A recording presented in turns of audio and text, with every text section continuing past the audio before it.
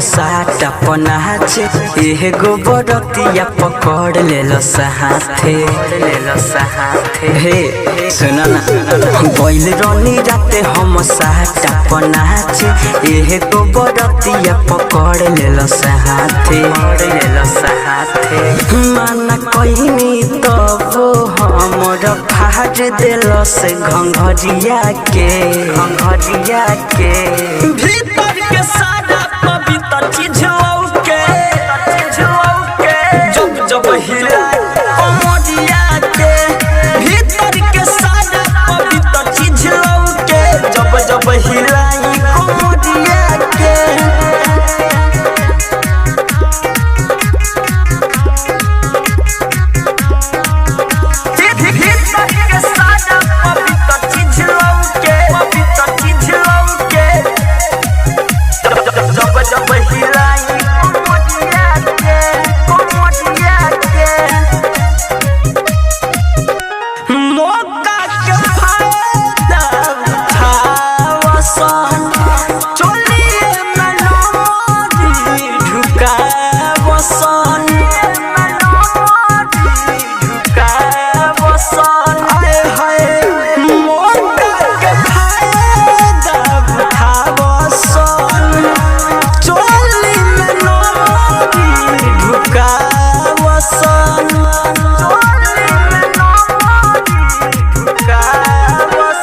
नाची नहीं तो पीटे लागसन स्टेज के पटरिया के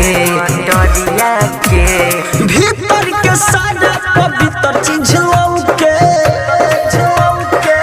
जब हिलाई कमरिया के भीतर के सारा पवित्र चीज लौके जब हिलाई कमरिया के